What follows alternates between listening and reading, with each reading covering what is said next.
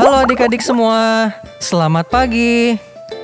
Wah, Lause senang banget nih bisa beribadah bersama dengan adik-adik semua. Apakah adik-adik sudah siap beribadah? Yes, luar biasa. Nah adik-adik, Lause punya beberapa gambar nih. Adik-adik coba tebak ya, ini gambar apa? Yang pertama. Ya, betul banget. Ini adalah gambar pelangi. Nah, kalau ini gambar apa? Wah, hebat. Betul, ini adalah bunga. Kalau gambar ini? Betul banget. Ini adalah bintang. Wah, adik-adik hebat nih. Ketiga benda ini indah ya. Tapi adik-adik tahu nggak? Ada loh yang lebih indah dari semua ini. Ada yang tahu apa itu? Ya, betul sekali. Itu adalah kasih Tuhan kita. Kasih Tuhan Yesus.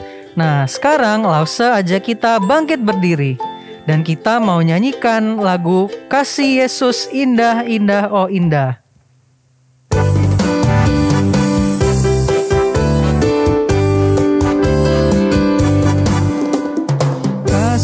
Yesus indah indah oh indah, kasih Yesus indah indah oh indah, kasih Yesus indah indah oh indah, kasih Yesus indah indah oh indah, lebih indah dari pelangi, lebih indah dari bintang di langit, lebih indah dari bunga di taman, oh Yesusku, lebih indah dari pelangi, lebih indah dari bintang di langit, lebih indah dari bunga di padang, oh Yesusku. Kasih Yesus indah indah oh indah, kasih Yesus indah indah oh indah, lebih indah dari pelangi, lebih indah dari bintang di langit, lebih indah dari bunga di padang, oh Yesusku, lebih indah dari pelangi, lebih indah dari bintang di langit, lebih indah dari bunga di padang, oh Yesusku. Adik-adik, mari kita lipat tangan kita dan tutup mata kita. Kita mau berdoa. Tuhan Yesus, terima kasih. Tuhan sudah mengizinkan kami untuk boleh beribadah kepadamu. Kami boleh bernyanyi, memuji Tuhan. Kami juga boleh mendengarkan firman Tuhan. Tolong kami ya Tuhan, supaya melalui ibadah ini, kami boleh semakin mencintai Tuhan. Di dalam nama Tuhan kami Yesus Kristus, kami telah berdoa. Amin. Adik-adik, sekarang kita akan memberikan persembahan. Nah, kalian bisa minta tolong papa, mama untuk transfer atau scan QR code yang ada di layar ini ya.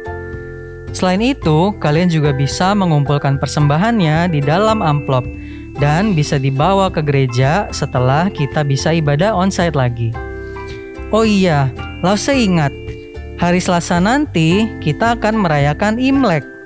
Nah, anak-anak bisa memberikan salam ya kepada orang tua sebagai tanda kasih dan hormat kita kepada mereka. Dan Lose percaya kalian juga akan mendapatkan angpau dari orang tua dan saudara-saudara. Nah, adik-adik jangan lupa ya, berikan persembahan perpuluhan untuk Tuhan sebagai ungkapan syukur kita kepada Tuhan. Buat kalian yang belum bisa menghitung, kalian bisa minta tolong papa mama untuk mengambil 1/10 dari total angpau yang kalian dapatkan. Untuk menghantar kita melakukan persembahan, yuk kita nyanyikan lagu Beri Syukur.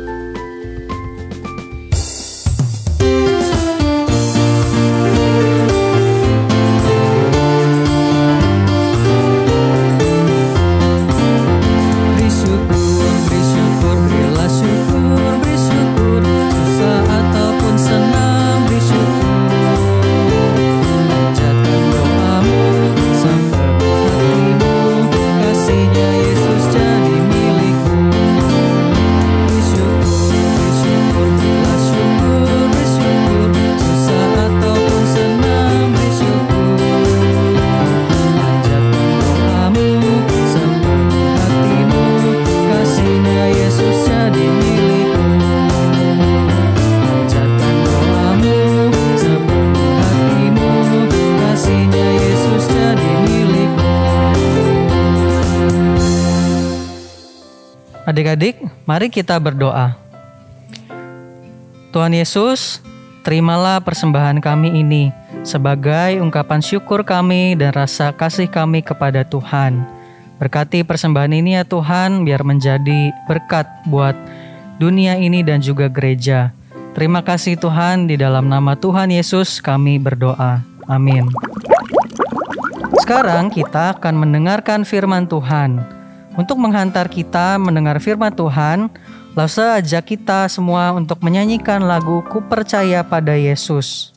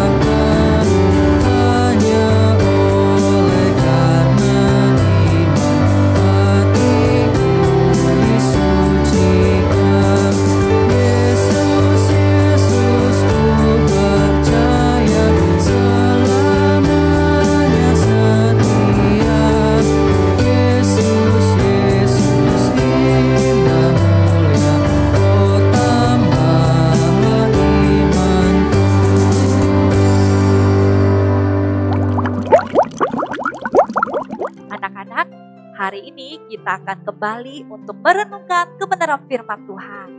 Ayo, siapa yang sudah siap untuk mendengarkan firman Tuhan? Wah, puji nama Tuhan. Ya, kita mau dengar firman Tuhan. Gak ada yang sambil makan, gak ada yang sambil ngobrol. Kita mau memberikan telinga kita untuk dengar firman Tuhan.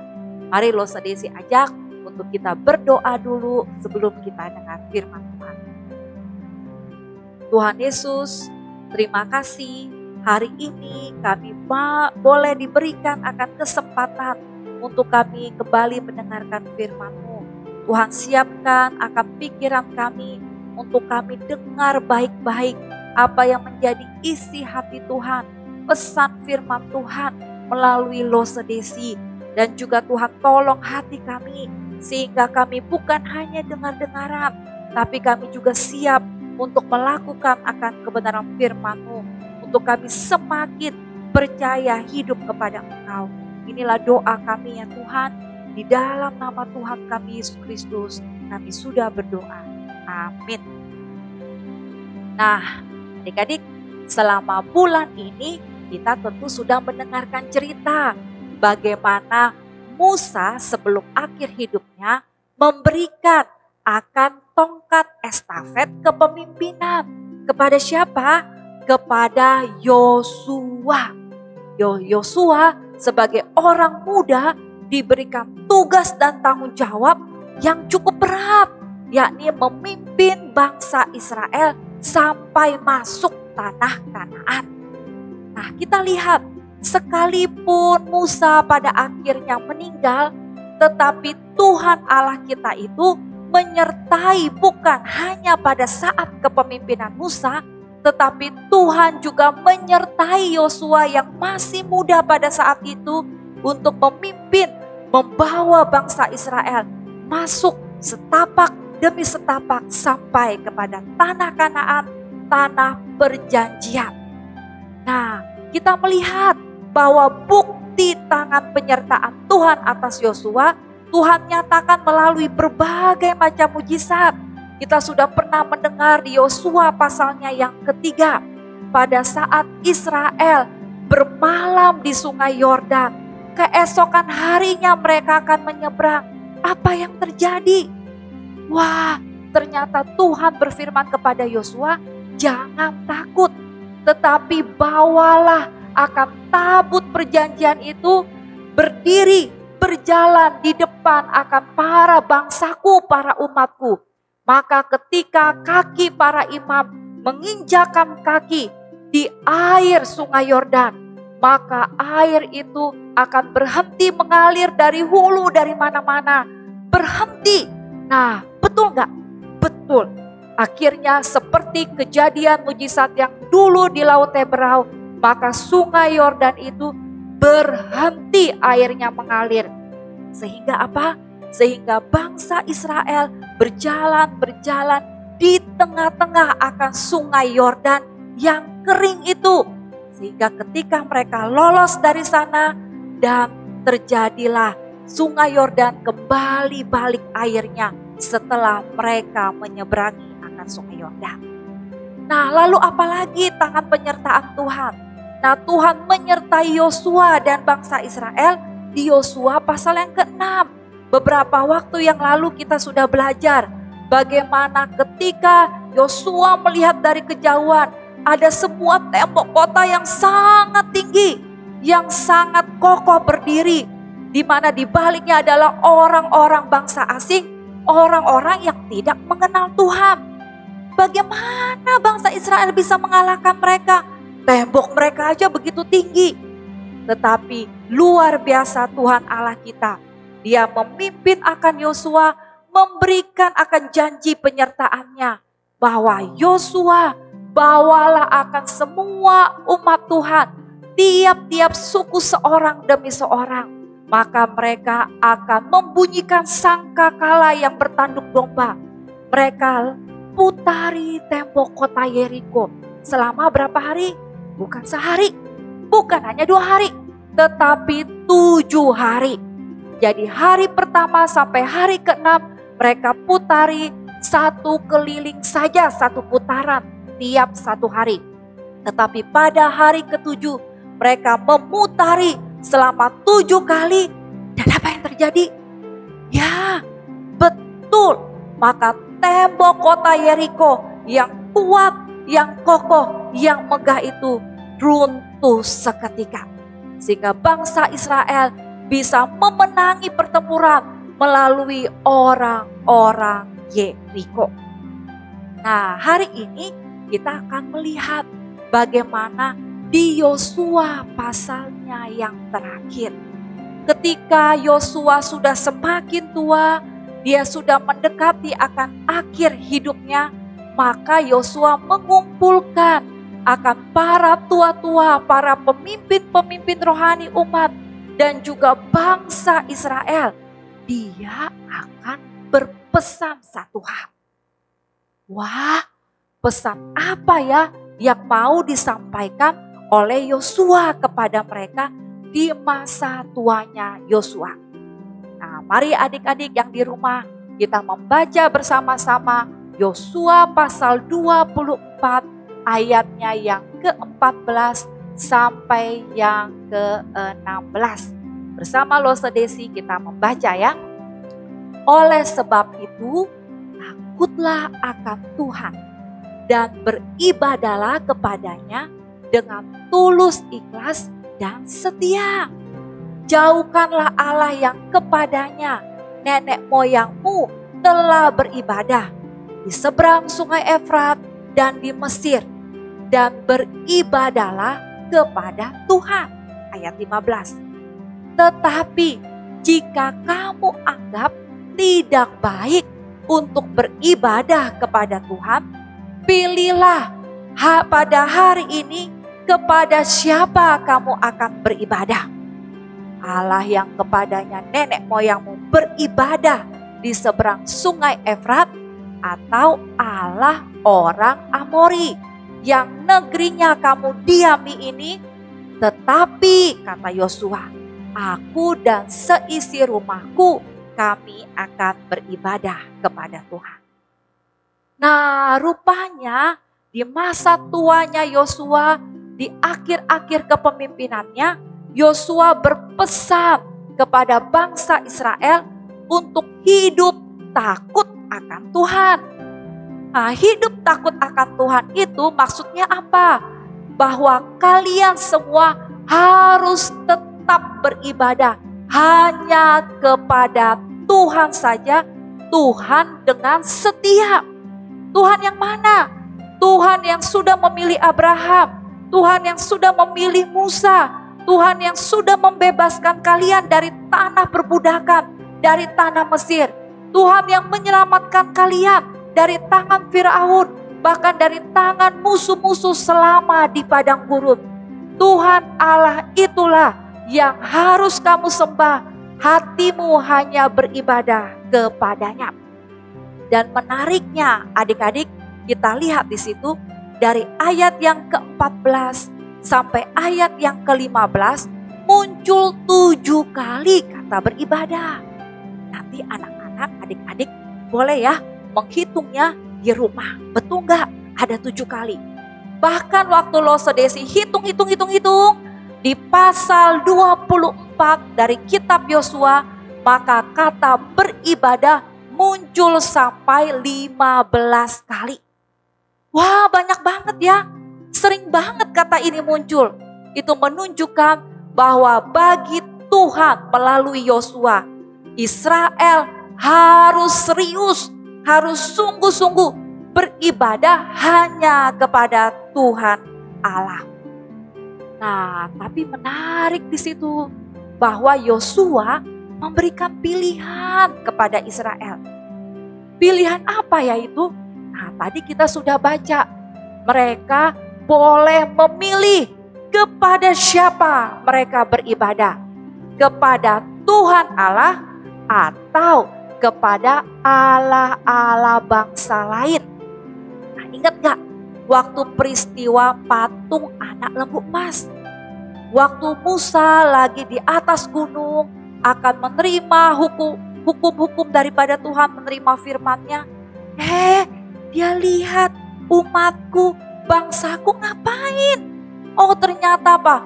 Mereka berpesta-pesta, mereka menari-nari, mereka buat patung anak lembu emas. Mereka membuat berhala. Mereka bukan hanya membuatnya, tapi mereka juga menyembah dan beribadah. Sehingga pada saat itu Tuhan Allah melihat sangat marah kepada bangsa Israel dan menghukum mereka generasi pertama. Nah, jadi kita lihat di sini bahwa Tuhan melalui Yosua memberikan pilihan kepada Israel. Kamu mau beribadah kepada siapa? Kalau kamu beribadah kepada Tuhan Allah Israel, maka kamu akan selamat. Kamu akan sampai di tanah perjanjian, tanah Kanaan. Tapi kalau kamu tidak sungguh-sungguh beribadah, kamu justru beribadah menyembah Allah lain, maka kamu akan menerima hukumannya. Nah, tetapi Yosua sebagai pemimpin, sebagai orang yang hebat, orang yang hatinya sungguh-sungguh kepada Tuhan, dia berseru kepada bangsa Israel, tetapi aku dan seisi rumahku, kami akan beribadah hanya kepada Tuhan. Nah, jadi sekalipun Yosua memberikan pilihan kepada umat Israel, tetapi Yosua memberitahukan jawabannya, memberikan keputusannya bahwa aku dan seisi rumahku hanya beribadah kepada Tuhan, bukan Allah-Allah yang lain, bukan patung-patung, bukan berhala. Nah, tapi kita melihat dan membaca nanti seterusnya, orang-orang Israel memberikan jawaban kepada Yosua. Jawaban mereka apa? Ya, mereka mengatakan bahwa kami juga akan beribadah kepada Tuhan. Kami gak akan beribadah kepada Allah lain. Kami tidak akan menyembah Allah-Allah lain. Kami tetap beribadah kepada Tuhan saja di dalam hidup kami. Nah, setelah Yosua mendengar akan jawaban umat itu, maka Yosua menuliskannya di dalam sebuah kitab. Lalu apa yang dia lakukan? Dia mengambil batu besar dan dia tancapkan di bawah pohon rindang di daerah Sikem. Sehingga apa? Batu itu menjadi batu peringatan, menjadi saksi bagaimana umat Tuhan, bangsa Israel menyatakan akan komitmennya, menyatakan akan jawabannya yang tegas bahwa mereka hanya beribadah kepada Tuhan. Sehingga tak lama setelah itu Yosua akhirnya meninggal dan bangsa Israel begitu sedih menangisi akan kepergian Yosua. Kita melihat Yosua sebagai pemimpin yang besar, dia rindu bahwa bukan hanya dia dan seisi rumahnya, tapi dia memastikan bahwa umatku yang kupimpin tetap hatinya hanya kepada Tuhan. Nah, anak-anak, kira-kira mengapa sih kita juga yang di zaman sekarang sebagai orang Kristen, kita beribadahnya hanya kepada Tuhan saja, Tuhan Allah. Nah, Tuhan yang seperti apa sih? Mengapa sih kita harus beribadah hanya kepada Dia? Nah, lo sedisi ingatkan bahwa sejak Adam dan Hawa jatuh di dalam dosa, maka kita semua pun juga ikut berdosa. Kita membawa sifat yang berdosa. Apa yang kita pikirkan, apa yang kita katakan, apa yang kita lakukan, biasanya ujung-ujungnya berdosa. Nah, jadi kita mewarisi akan dosa daripada Adam dan Hawa. Karena dosa, kita gak bisa masuk surga. Karena dosa, kita gak bisa berjumpa dengan Allah. Karena dosa, kita tidak bisa menikmati hidup yang kekal. Nah, kalau kita gak bisa masuk surga, kenapa? Karena dosa-dosa kita itu membawa kepada hukuman kekal, membawa kepada api neraka yang begitu menyeramkan, yang sangat menakutkan, yang tersedia bagi orang-orang yang tidak percaya. Tetapi kita bersyukur sebagai anak Tuhan, Allah yang baik itu menyelamatkan kita melalui putranya Yesus Kristus. Melalui Yesus Kristuslah kita bisa kembali berkomunikasi, berjumpa dengan Allah di dalam doa dan pujian. Karena Yesus Kristus itulah kita mengalami kemenangan, bebas dari hukuman dosa. Karena Yesus Kristus itulah kita yang tadinya mati binasa karena dosa, tetapi Yesus memberikan kita jaminan kita menikmati akan mengalami hidup yang kekal, hidup yang selama-lamanya di sorga. Cuma anak-anak tahu gak ya, seringkali kita itu malas untuk ibadah, betul gak? Apalagi corona sudah lama banget gak selesai-selesai. Sudah 2 tahun ibadah terus-menerus dari rumah, bosan. Ya, tetapi firman Tuhan hari ini mendorong kita semua untuk tetap ibadah kepada Tuhan. Sekalipun mungkin ya ada rasa ngantuk, jenuh pada saat mau berdoa atau pada saat mau ngikuti ibadah sekolah minggu online. Aduh, mata ini ngantuk karena semalam tidurnya sampai jauh malam gitu ya. Sehingga pada saat memuji Tuhan, ogah-ogahan. Pada saat berdoa, ketiduran. Pada saat beribadah, males-malesan. Ya, itu menunjukkan bahwa hati kita gak sungguh-sungguh beribadah kepada Tuhan. Nah, atau kita gak ngantuk sih, kita gak malas sih gitu ya. Tapi bisa jadi kita malas ibadah kepada Tuhan karena kita lebih mementingkan waktu main bersama gadget. Bagi kita, gadgetlah yang terutama. Bisa jadi bagi kita, gadgetlah yang paling berharga di dalam hidup kita. Sehingga tanpa kita sadari, kita sudah mulai nih menggeser Tuhan dari hati kita, dari hidup kita. Dan kita tempatkan gadget yang paling utama mungkin, yang paling ada di dalam hati kita. Nah, hal itu menunjukkan jangan sampai kita dengan bangsa Israel yang dulu, mereka lebih memilih akan Allah-Allah lain, berhala daripada Tuhan. Mereka buat patung anak lembu emas. Nah, jangan sampai kita pun menjadikan gadget sebagai Tuhan kedua, sebagai Allah kedua dalam hidup kita.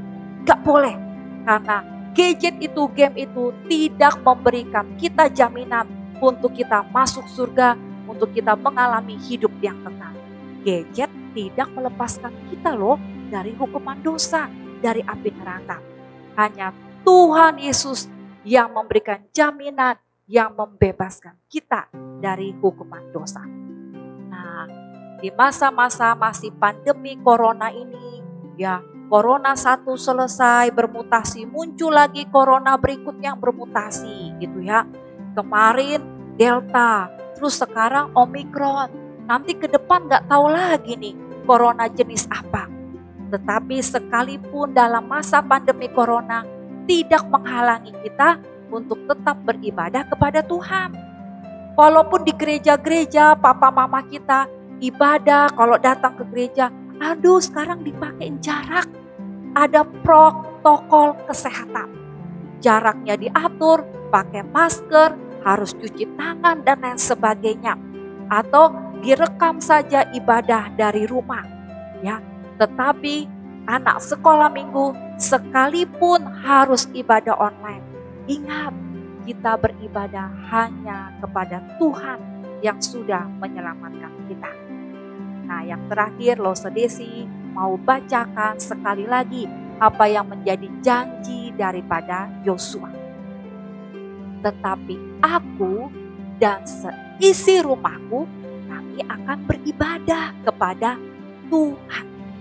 Nah, Losedesi ajak anak-anak, adik-adik untuk apa?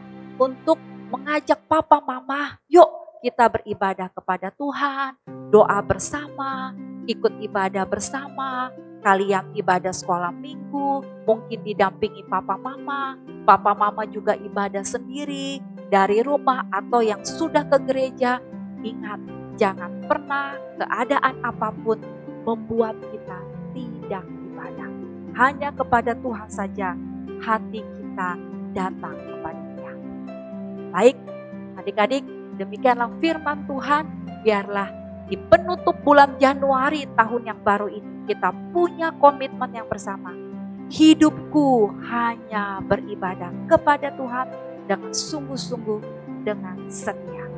Tuhan Yesus memberkati. Nah, adik-adik, kita sudah mendengarkan firman Tuhan, bagaimana kita diajar untuk hidup takut akan Tuhan, beribadah hanya kepada Tuhan saja, the one and only God. Mari kita tundukkan kepala, kita berdoa. Bapa di dalam surga, kami sungguh bersyukur dan berterima kasih buat firman-Mu yang mengajarkan kami untuk hidup kami hanya kepada Tuhan saja. Di dalam setiap hal yang Tuhan berikan kepada kami, di dalam setiap hal yang Tuhan percayakan kepada kami, ajarlah kami untuk tetap takut akan Tuhan, untuk hanya beribadah kepada Tuhan Allah yang sudah menyelamatkan kami di dalam anak-Mu Yesus Kristus. Terima kasih ya Tuhan, tolonglah kami untuk kami berjuang melakukan kebenaran firman-Mu. Di dalam nama Tuhan kami Yesus Kristus, kami sudah berdoa. Amin. Dek, ayo kita hafalin ayat hafalan yang terakhir di bulan ini. Ayo Kak. Kakak duluan ya. Oke. Ayub 42 ayat 2. Aku tahu bahwa Engkau sanggup melakukan segala sesuatu dan tidak ada rencanamu yang gagal. Sekarang giliranmu, Dek. Oke, Kak. Ayub 42 ayat 2. Aku tahu bahwa Engkau sanggup melakukan segala sesuatu dan tidak ada rencanamu yang gagal. Sampai jumpa minggu depan. Bye-bye. Anak-anak, hari ini aktivitas kita akan membuat proyek buat kalian dan juga buat orang tua. Apa ya proyeknya? Nah, seperti tema kita hari ini, The One and Only God, maka kita akan belajar untuk menempatkan Tuhan menjadi yang utama di dalam hidup kita. Lause mau ajak anak-anak untuk membuat jurnal dari saat teduh kalian tiap hari. Lause percaya, kalian yang sudah besar dan sudah bisa membaca, pasti punya saat teduh sendiri setiap hari. Lause ajak anak-anak menuliskan apa yang menjadi pesan, janji, atau perintah firman Tuhan hari itu. Tiap-tiap hari kalian tuliskan, dan itu akan membuat kalian mengingat firman Tuhan hari itu. Dan semakin mengenal, juga semakin mengasihi Tuhan. Lalu buat anak-anak kecil, seperti anak-anak TK, minta papa dan mama kasih ayat firman Tuhan yang bisa kalian hafalkan hari itu. Waktu malam hari, kalian bisa hafalkan di depan papa, mama, juga di depan koko atau cici. Lalu, buat anak-anak yang kelas bayi sampai batita, Lause minta bantuan pada orang tua untuk menceritakan firman Tuhan kepada anak-anak setiap hari. Dengan mendengar cerita firman Tuhan setiap hari dari para orang tua, diharapkan anak-anak bisa semakin hormat dan mengasihi Tuhan. Proyek ini bisa dimulai dari hari ini atau besok ya. Selamat mengerjakan proyek kita bersama. Tuhan Yesus memberkati.